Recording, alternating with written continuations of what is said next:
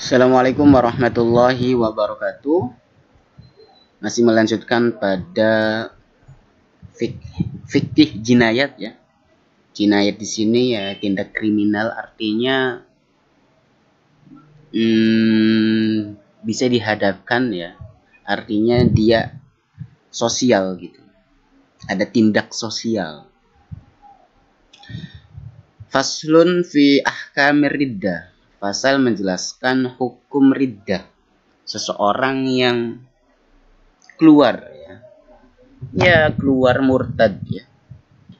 Nah, di sini si muallif, si pengarang buku kitab Fathul Qarib Al-Mujib, dia mengatakan riddah yaitu afhasu ya, anwa'il kufr.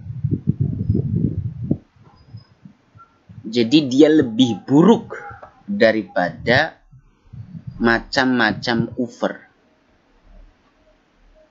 Kenapa si mu'alif mengatakan demikian? Mungkin ya yang mau ditekankan daripada mu'alif, seyogianya dan bahkan seharusnya seorang muslim itu dia tidak boleh keluar daripada agamanya. Karena dia mengatakan mu'alif ini afhas ya, lebih buruk. Bahkan murtad itu lebih buruk gitu loh daripada kafir itu sendiri. Wa ma'naha lughatan ar-ruju'u 'ani syai' ila ghairihi. Rujuk di sini kalau misal kita artikan secara letterlek yaitu kembali. Jadi sesuatu itu kembali kepada yang lain. Tapi kayak kurang jos ya kalau misal kita artikan rujuk itu dengan makna kembali. Enaknya ya keluar gitu loh, sesuatu itu keluar kepada yang lain. Kayak misal Islam, seseorang itu keluar, ya bisa kembali ya, sesuatu itu kembali kepada yang lainnya. Secara syarak, secara terminologi, secara istilah mungkin ya mirip ya antara syarah dengan istilah ini. Syarah itu berarti artinya ulama fikih mendefinisikan kata riddah yaitu qat'ul Islam. Ya, dia memutuskan agamanya dengan biniyatin kufrin, dengan niatan untuk menjadi orang kafir selain ya bukan non muslim. Kalau misal kita ngelihat konteks sekarang, jadi kita itu kemarin di NU tidak diperkenankan lagi untuk menyebut ya, yang di luar Islam itu dengan kata kafir, tapi menyebut mereka sebagai non muslim. Baik itu dengan niat ya, atau dia berucap dengan saya telah menjadi seorang Nasrani. Nah, itu pun sudah keluar ya. Atau fi'li kufrin, atau berbuat yang perbuatan itu menjadikan dia layak disebut orang non muslim. Seperti kasujudi lisonamin, seperti dia sujud di berhala ya. Baik itu dalam rangka istihza ya hanya sebatas lelucon saja, bercanda aja, awil inad, atau memang dengan sengaja, awil i'tiqad, atau dia meyakini dengan dia bersujud kepada berhala, dia meyakini kalau saya telah keluar dari agama Islam. Kaman i'taqada hudusas shani', seperti seseorang yang meyakini bahwa hudusas shani', ada ya, hudusas shani' itu kejadian pencipta yang baru gitu. Wa man irtadda 'anil Islam min rajulin aw imra'atin, seseorang yang keluar dari agama Islam, baik laki-laki ataupun perempuan, seperti seseorang yang mengingkari adanya Allah, adanya Tuhan, eksistensi Tuhan, atau kadzdzaba rasulan min rusulillah, dan seseorang dia berdusta, berbohong, atau tidak mengimani, tidak mempercayai utusan daripada utusan Tuhan, atau dia halala muharraman bil ijma, dia menghalalkan sesuatu yang telah diharamkan secara konsensus, seperti zina, ya, dia menghalalkan zina, sedangkan kita tahu zina itu merupakan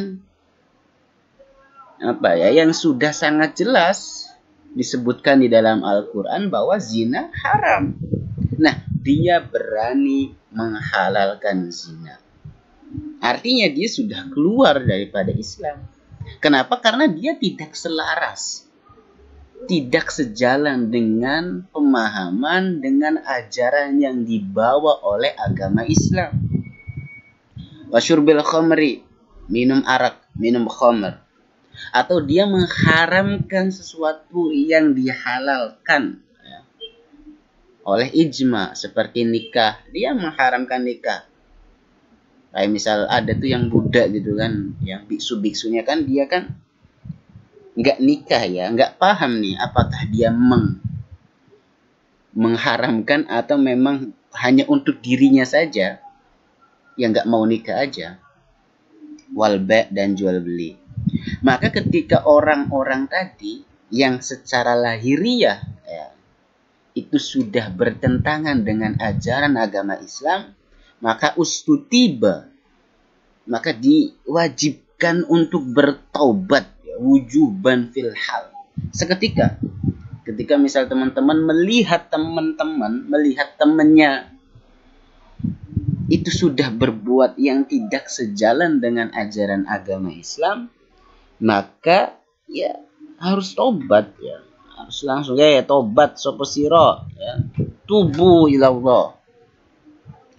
Nah, kemudian wa muqabilul ashah, ya kebalikan daripada yang lebih sahihnya, ya fil ula. Jadi yang pertama tadi ustutiba wujuban, jadi diperintahkan untuk bertobat itu wajib. Tapi kalau yang ini yang kedua, yaitu annahu yusannu al istitabatu, disunahkan aja. Kemudian wa fis tsaniyah annahu yumhalu salasan, diberi tenggang waktu sampai 3 hari, ila salasati ayyam. Fa in taba bi'audihi, ketika seseorang itu bertobat dengan dia kembali kepada Islam, ya, bi an yuqirra bisyahadataini, dengan dia meyakini, mengakui, ya, mengucapkan 2 kalimat syahadat ala tartib, bi an yu'mina billahi awalan, dia beriman kepada Allah yang pertama, asyhadu an la ilaha illallah, kemudian wa asyhadu anna muhammadar rasulullah, kemudian dia bersaksi bahwa Nabi Muhammad itu merupakan utusan Allah. Nah, ya diterima ya tobatnya itu. Tapi kalau dibalik, ya fa ina'akasa, Rasul dulu, ya, iman kepada Rasul, kemudian iman kepada Allah, enggak, lam yasih, ya, tidak sah pertaubatannya itu. Nah, ini sebagaimana diucapkan oleh Imam Nawawi di dalam kitab Syarh Muhadzab, ya, yang itu berkaitan dengan niyatul wudu. Wa illam yatub al murtad kutila. Ketika seorang murtad itu dia tidak bertobat, kutila, emang kejem banget ini, konteksnya kejem banget. Bukan konteks narasinya, ya teksnya ini kejem banget.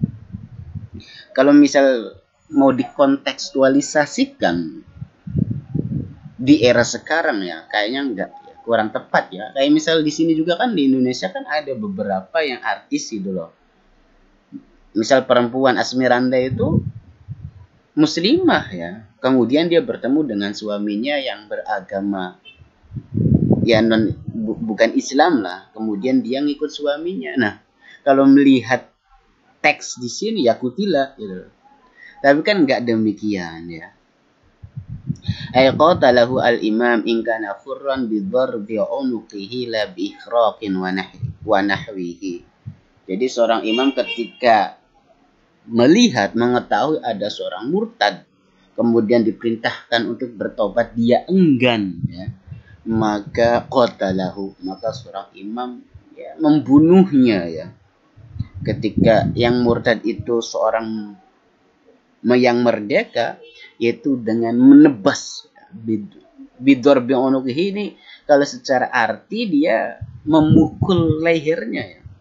Tapi kan kalau misal dipukul kayaknya enggak sampai mati, enggak gitu loh ya, tebas aja kali ya, langsung bes ya kan. Lebih roken, tidak dengan membakarnya ya.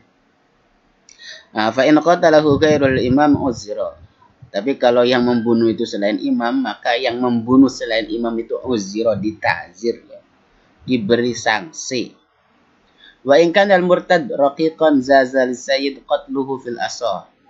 Tapi kalau yang murtad itu dia seorang budak, maka diperbolehkan bagi tuannya untuk membunuh. Jadi dipersilakan bagi si pemilik budak untuk membunuh, untuk mengeksekusi. Serem betul. Summa dzakara al-musannifu hukmal ghusli wa ghairihi fi qawlihi wa lam yughassal wa lam yusalli wa lam yusalla alaihi wa lam yudfan fi maqabiril muslimin. Kemudian muallif menyebutkan hukum memandikan dan yang selainnya kepada tadi ketika seorang murtad sudah dibunuh ya.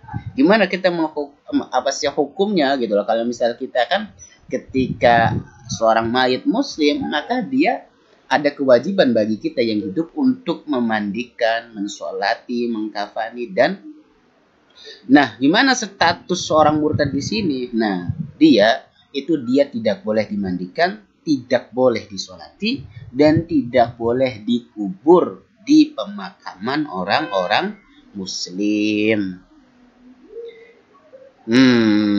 Kemudian Musannif melanjutkan, dia membahas tentang hukum orang yang meninggalkan sholat ya, fi ruba'il ibadat, di seperempat peribadatan. Itu saja untuk hukum ya al-murtad ya, riddah.